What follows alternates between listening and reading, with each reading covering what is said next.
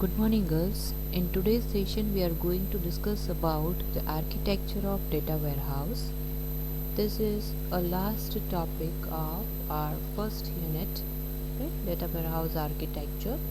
Here we will discuss architecture of data warehouse in two different ways. Number one is software wise and second is hardware wise. Data warehouse system has two main architectures: the data flow architecture and system architecture. The data flow architecture is about how the data stores are arranged within a data warehouse and how the data flows from the source system to the user through the data stores.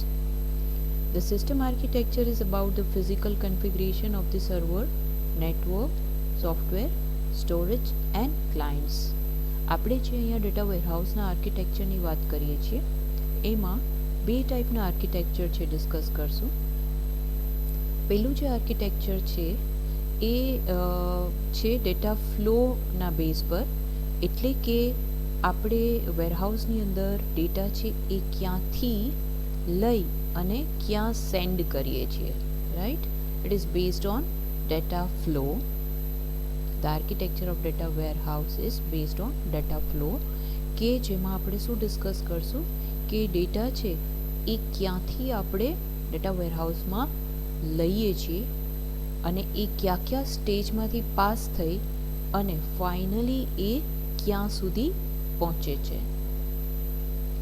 Second આપણે જે વાત કરવાના છીએ that is about system architecture. System આર્કિટેક્ચરની અંદર આપણે physical configuration છે એનું ડિસ્કશન કરશું, રાઈટ? ફિઝિકલ કન્ફિગરેશનની અંદર આપણે સર્વર, નેટવર્ક, સોફ્ટવેર કયા ટાઈપના યુઝ થાય છે, સ્ટોરેજ એન્ડ ક્લાયન્ટ્સ, આ હરેકનો ડિસ્કશન આવશે. જે બેઝિકલી હાર્ડવેર જેને આપણે કહી શકીએ છીએ. Data flow architecture in data warehouse. The data flow architecture is a configuration of data stores within a data warehouse system, along with the arrangement of how the data flows from source system through this data stores to the application used by the end user. This includes how to data flows are controlled, logged and monitored, as well as the mechanism to ensure the data quality of the data in the data stores. Data stores are important component of data flow architecture. A data store is one or more databases or files containing data warehouse data. અહીંયા આપણે data flow આર્કિટેક્ચરની વાત કરીએ તો એના જે component છે, important component, એની અંદર આપણે ડેટા સ્ટોર્સને ઇન્ક્લુડ કરી શકીએ. ડેટા સ્ટોર્સ એટલે data basis. A data store is one or more database. અહીંયા ડેટા સ્ટોર છે એ ડેટા બેઝ જ હશે. અહીંયા વેરહાઉસની અંદર આપણે એક કે એક કરતાં વધારે ડેટાબેઝનો યુઝ કરીએ છીએ. ડેટાબેઝની જગ્યાએ ફાઇલ્સનો પણ યુઝ થઈ શકે છે. અને જે આપણું ડેટાબેઝ છે એની અંદર ડેટા છે એ અરેન્જ ફોર્મમાં હોય છે. અરેન્જ એટલે આપણે જે પ્રી ડિફાઇન્ડ એનું ફોર્મેટ ફિક્સ કરેલું હશે એ ફોર્મેટની અંદર ડેટા છે એ અરેન્જ થતો હોય છે. આની અંદર ડેટા વેરહાઉસની પ્રોસેસ છે એ ઇન્વોલ્વ હોય છે કે જે ડિફરન્ટ ડેટા સ્ટોર્સની અંદરથી, એટલે કે ડિફરન્ટ સોર્સ સિસ્ટમની અંદરથી ડેટાને પ્રોસેસ કરી અને એક પર્ટિક્યુલર ફોર્મેટની અંદર ડેટાને અરેન્જ કરે છે. Based on the user accessibility, you can classify the data warehouse data store into three different categories. જે યુઝર છે, એન્ડ યુઝર, એ કઈ રીતે ડેટાને એક્સેસ કરે છે એના પરથી આ ડેટા સ્ટોરનું તમે ત્રણ અલગ અલગ ટાઈપમાં ક્લાસિફિકેશન કરી શકો.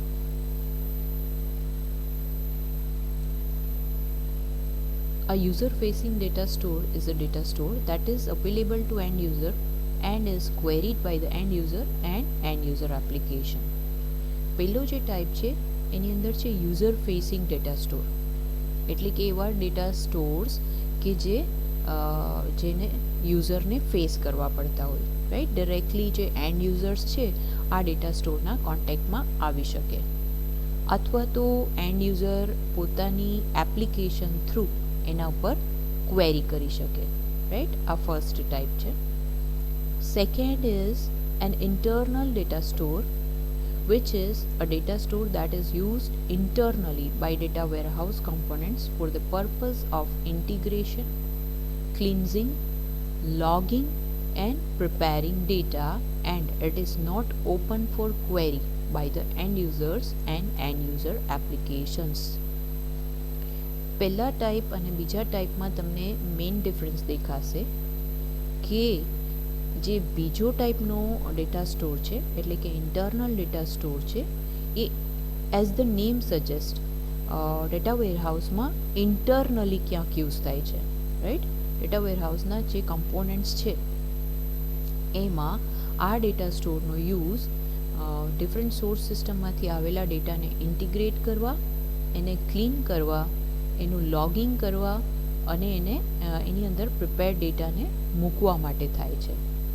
આ ડેટાબેઝ પર and users any applications through query perform કરી શકતા નથી, એટલે કે એમાંથી કોઈ જ રિઝલ્ટ જનરેટ કરી શકતા નથી, એના ઉપર કોઈ એનાલિસિસ કરી શકતા નથી, કેમ કે આ ડેટાબેઝ એન્ડ યુઝર્સ માટે ઓપન હોતું નથી. ફર્સ્ટ ટાઈપ અને સેકન્ડ ટાઈપમાં આ જ મેઇન ડિફરન્સ છે. યુઝર ફેસિંગ ડેટા સ્ટોર છે, ડિરેક્ટલી એન્ડ યુઝર્સ એના ઉપર ક્વેરી પરફોર્મ કરી શકે, જ્યારે કે ઇન્ટરનલ ડેટા સ્ટોર પર એન્ડ યુઝર્સ છે એ પોતાની ક્વેરી પરફોર્મ કરી શકતા નથી, કેમ કે એ ડેટા વેરહાઉસના ઇન્ટરનલ સ્ટેજીસમાં ક્યાંક યુઝ થતો ડેટાબેઝ છે. The third type is hybrid data store, which is used for both internal data warehouse mechanisms and for query by the end user and end user applications. જે ત્રીજી type છે એ પહેલી બે ટાઈપ્સનું કોમ્બિનેશન છે, user facing plus internal data store. આ બેનું કોમ્બિનેશન એટલે કે hybrid data store. Hybrid data સ્ટોરની અંદર એન્ડ યુઝર્સ અને એન્ડ યુઝર એપ્લિકેશન જે છે એ ક્વેરી એક્ઝિક્યુટ કરાવી શકે છે, એઝ વેલ એઝ આ ડેટા સ્ટોર છે as a internal data store પણ વેરહાઉસની અંદર યુઝ થઈ શકે છે. એટલે કે બે પર્પઝ આપણે હાઇબ્રિડ ડેટા સ્ટોરથી સોલ્વ કરી શકીએ. Now based on the data format, you can classify data warehouse data stores into 4 types. આ ડેટા ફોર્મેટના બેઝ ઉપર છે. અહીંયા તમે ડેટા વેરહાઉસ ડેટા સ્ટોરનું ક્લાસિફિકેશન છે એ 4 અલગ અલગ ટાઈપ્સમાં કરી શકો. A stage is an internal data store used for transforming and preparing the data obtained from the source system before the data is loaded to other data store in a data warehouse. Data વેરહાઉસની અંદર data જે છે એક સ્ટેજમાંથી બીજા સ્ટેજમાં જાય, એટલે કે ઇન્ટરમીડિયેટ સ્ટેજની અંદર જ્યારે ડેટા આવે છે એ ક્યાંથી આવશે? સોર્સ સિસ્ટમની અંદરથી. તો સોર્સ સિસ્ટમમાંથી વેરહાઉસની અંદર જ્યારે ડેટા આવે છે ત્યારે ઇન્ટરમીડિયેટ સ્ટેજની અંદર ડેટાને ક્યાંક સ્ટોર કરવાની જરૂર પડે. આ સ્ટેજની અંદર એના ઉપર ટ્રાન્સફોર્મેશન પરફોર્મ કરવામાં આવે, રાઈટ. એટલે કે ડેટાને ડેટા વેરહાઉસમાં મૂકવા માટે પ્રિપેર કરવામાં આવે, તો એને આપણે કહીશું સ્ટેજ, એટલે કે internal data store, right. Second આવે છે normalise data store, NDS. NDS is an internal master data store in the form of one or more normalized relational databases for the purpose of integrating data from various source systems. NDS છે એ internal master data store છે. એ કયા ફોર્મેટમાં હશે? તો normalise relational ડેટાબેઝના ફોર્મમાં હશે. આ ડેટાબેઝનો purpose શું છે? તો અહીંયા ડેટા છે એ ઇન્ટિગ્રેટ થાય છે, right. Integrating data from various source system will be stored in this data store એનડીએસની અંદર જે અલગ અલગ સોર્સ સિસ્ટમની અંદરથી ડેટા આવે છે એને ઇન્ટિગ્રેટ કરીને સ્ટોર કરવામાં આવે છે. Next is ODS, an operational data store. This is a hybrid data store in the form of one or more normalized relational database containing the transaction data and for the purpose of supporting operational application. ODS છે એ data સ્ટોરનું એક hybrid version છે કે જે આપણને intermediate સ્ટેજમાં useful છે. અહીંયા આગળ નોર્મલાઇઝ રિલેશનલ ડેટાબેઝનો યુઝ થાય છે, રાઈટ. જે સોર્સ સિસ્ટમની અંદરથી આપણે ડેટાને ઇન્ટિગ્રેટ કરાવીએ છીએ એ અહીંયા આગળ સ્ટોર થાય છે. એઝ વેલ એઝ જ્યારે કોઈપણ ઓપરેશનલ એપ્લિકેશન જે છે એને કોઈપણ ઓપરેશન પરફોર્મ કરવાનું હોય ત્યારે એ સપોર્ટિંગ ડેટાબેઝના ફોર્મેટમાં supporting database as a supporting database છે એ આપણને યુઝફુલ રહે છે. જ્યારે કોઈપણ ટ્રાન્ઝેક્શન પરફોર્મ થાય ઇન્ટરનલ સ્ટેજમાં ત્યારે આ ડેટાબેઝ છે ડેટાને ટેમ્પરરી બેઝિસ પર સ્ટોર કરે છે. Next is DDS, a dimensional data store. This is a user facing data store. User facing એટલે કે યુઝરની એપ્લિકેશન છે એ આ ડેટાબેઝ સાથે ઇન્ટરેક્ટ કરતી હોય છે, રાઈટ. એને યુઝર ફેસિંગ ડેટા સ્ટોર કહેવાય. It is a user facing data store where the data is arrange in dimensional format. આ જે ડેટા સ્ટોર છે એની અંદર ડેટા છે ડાયમેન્શનલ ફોર્મેટમાં 1D 2D 3D આપણે મલ્ટી ડાયમેન્શનલનું ડિસ્કશન કર્યું. 1D 2D કે મલ્ટી ડાયમેન્શનલ ફોર્મેટની અંદર ડેટા સ્ટોર હોય છે. એનો પર્પઝ શું છે? For the purpose of supporting analytical queries. જે ફાઇનલ આપણે આઉટકમ જનરેટ કરીએ છીએ બિઝનેસને એક્સપેન્ડ કરવા માટે, એનો ગ્રોથ કરવા માટે, ત્યારે જે એનાલિટિકલ પ્રોસેસ થાય, એનાલિસિસ થાય એ આ ડેટા સ્ટોર ઉપર કરવામાં આવે છે. સો here these are the 4 types of data store જે આપણે ડેટા ફ્લો આર્કિટેક્ચરની અંદર યુઝ કરીએ છીએ, right. Now ETL is a system that has the capability to read the data from one data store, transform the data and load it into another data store. The data store where the ETL I repeat, the data store where the ETL reads the data from is called a source. જ્યાંથી ડેટાને read કરે છે એને આપણે source કહેશું. And the data store that the ETL loads the data into called a target system. જે different source સિસ્ટમમાંથી આવેલો ડેટા છે એનું ક્લિન્ઝિંગ થઈ, ઇન્ટિગ્રેશન થઈ અને જે ટાર્ગેટ સિસ્ટમમાં એને લોડ કરીએ છીએ, જે ડેટાબેઝની અંદર એને લોડ કરીએ છીએ એ ડેટાબેઝને કહેવાય ટાર્ગેટ. અહીંયા ફિગર તમે જોઈ શકો છો.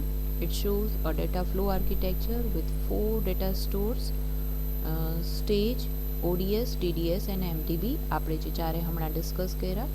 સી ડિફરન્ટ સોર્સ સિસ્ટમની અંદરથી સ્ટેગિંગ એરિયાની અંદર ડેટા ઇનિશિયલી આવે છે. ETL એનું જે પણ ટાસ્ક છે એ પરફોર્મ કરશે અને this will send all the data to the next stage, right, in the form of files or whatever format it has, right. Then comes to the ODS stage. ODS data store જે cylindrical shape તમને દેખાય છે આ data store છે. ODS માંથી data આવે છે ODS ETLમાં, ત્યાર પછી એ જશે DDSની અંદર. DDSની અંદર ફાઇનલ ડેટા હશે ડેટા વેરહાઉસનો કે જેની સાથે બધી એપ્લિકેશન એન્ડ યુઝર્સ જે છે, એન્ડ યુઝર એપ્લિકેશન્સ છે, એન્ડ યુઝર્સ થ્રુ ઇન્ટરેક્ટ કરી શકે છે. ઓકે, તો અહીંયા આગળ ડેટા છે એ એક્સેસ થશે અને જે એનાલિસિસ કરવાનું છે એ પણ પરફોર્મ થશે, રાઈટ.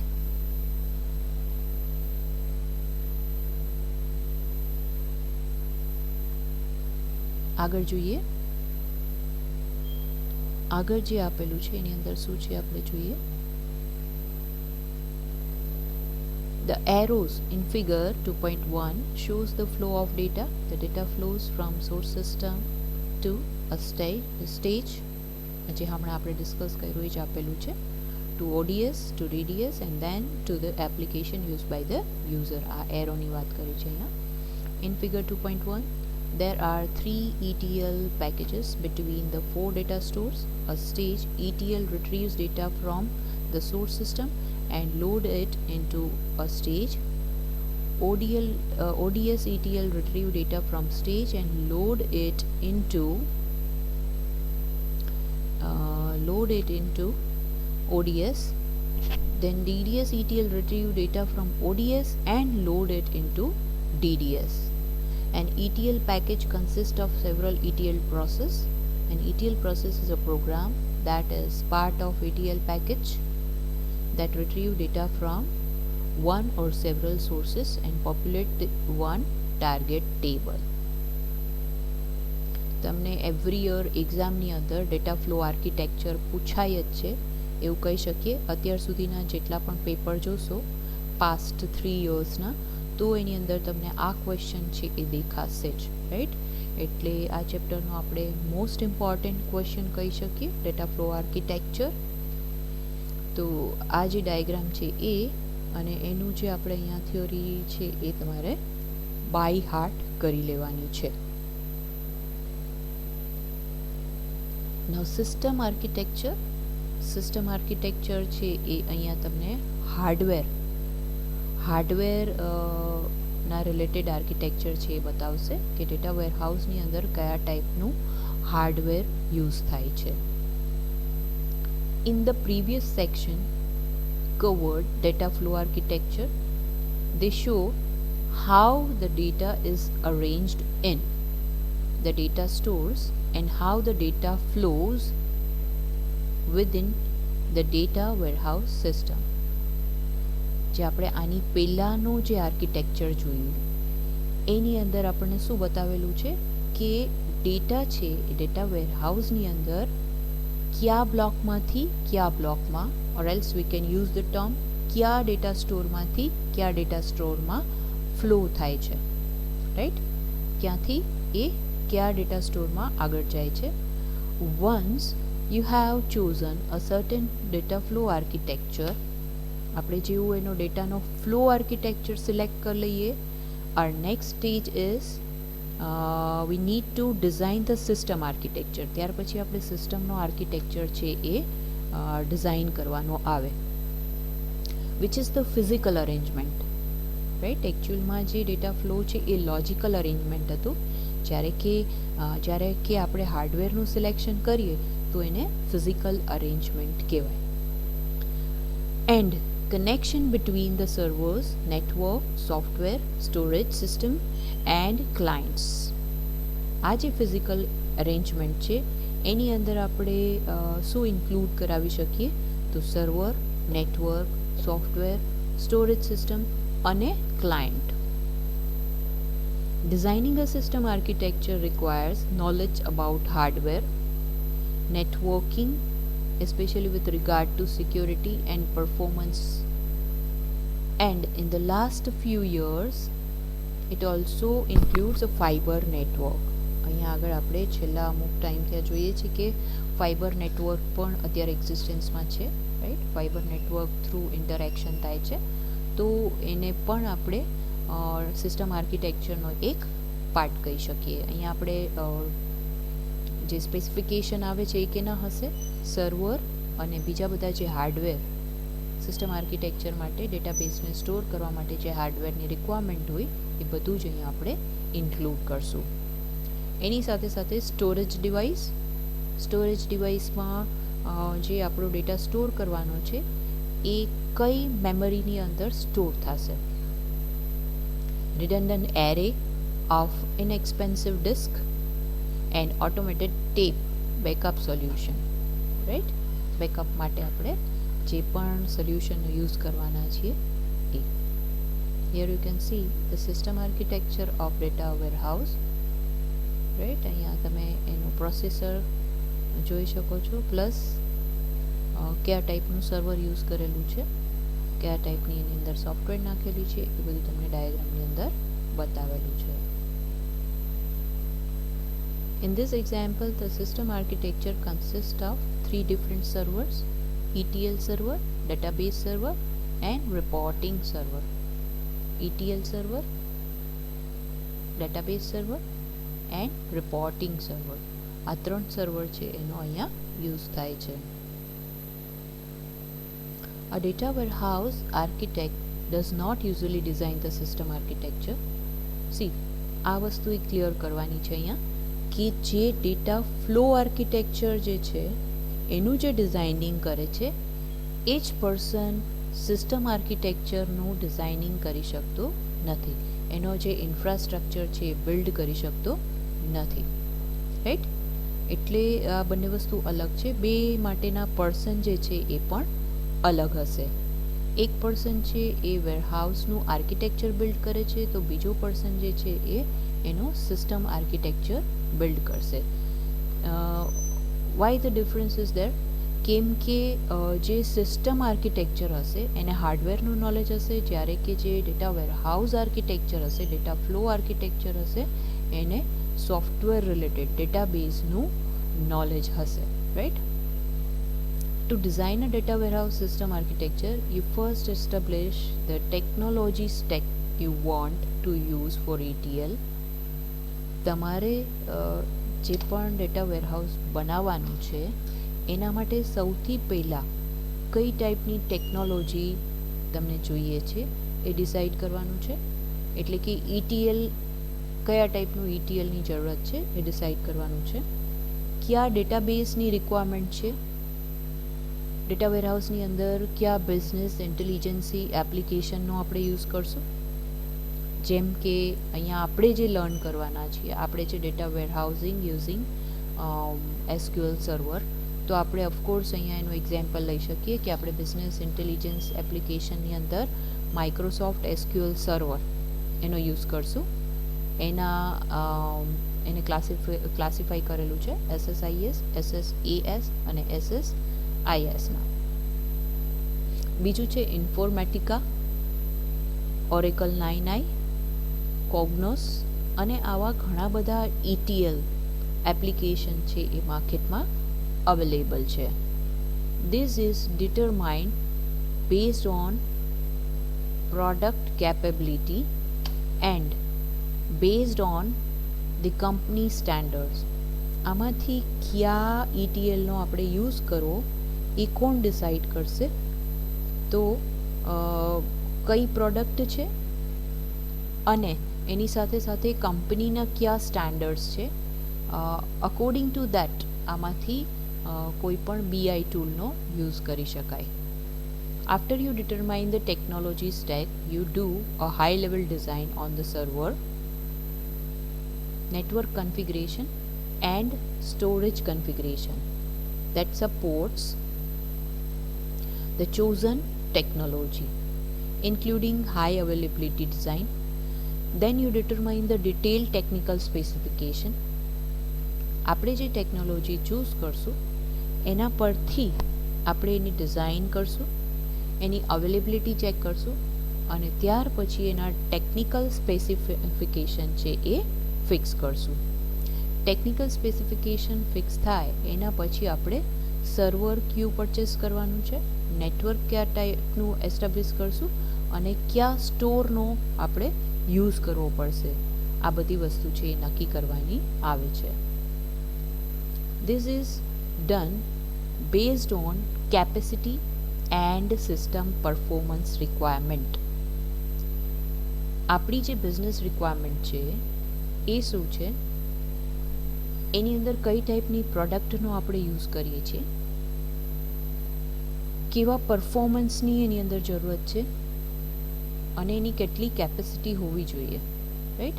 આ બધા જ ફેક્ટર્સ છે એ કન્સિડર કરી અને ત્યાર પછી આપણે સિસ્ટમનું જે આખું કન્ફિગરેશન છે એ ફિક્સ કરવાનું હોય છે. You then order the hardware and software. એ ડિસાઇડ કર્યા પછી આપણે હાર્ડવેર અને સોફ્ટવેર છે એનો ઓર્ડર આપશું and build the system in the data centre together with the hardware and network vendor. ત્યાર પછી આ જે હાર્ડવેર અને સોફ્ટવેર છે, બધી આખી સિસ્ટમ છે એને આપણે એક્ટિવેટ કરવા માટે નેટવર્ક વેન્ડર છે એને આપણે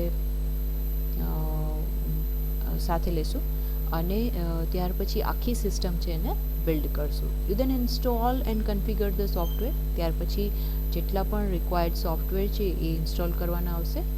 દેન designing and building the environment is the basic need or fundamental need. આ જે આખું સ્ટ્રક્ચર આપણે બિલ્ડ કરીએ છીએ એને એસ્ટાબ્લિશ કરવા માટે, આપણે એને ડિઝાઇન કરવા માટે કે બિલ્ડ કરવા માટે એક પ્રોપર એન્વાયરમેન્ટની જરૂરત હશે, જે આપણી બેઝિક નીડ કહી શકાય, કે જ્યાં સર્વરને બધું ઇન્સ્ટોલ થાય છે. And critical to the performance and stability of the data warehouse system that you are going to build on top of it. ત્યારબાદ આપણે બીજી એક વસ્તુ જોવાની છે, અહીંયા મેટર કન્સિડર કરવાની એ છે કે એનું પરફોર્મન્સ આપણે કેટલું સ્પીડી જોઈએ છે, રાઈટ. તો આખું સિસ્ટમનું ડિઝાઇનિંગ કરતી ટાઈમ પર એના કન્ફિગરેશન, હાર્ડવેર રિલેટેડ અને સોફ્ટવેર રિલેટેડ આ બધા જ કન્ફિગરેશન છે એના કન્સેપ્ટ આપણે ક્લિયર કરવાના થાય. એ ફિક્સ કર્યા પછી determining the hardware and software requirement, any assembly અને એને એસ્ટેબ્લિશ કરવા માટેની પ્લેસ છે એ મેઇન છે, right. So this is all covered under the area of system architecture.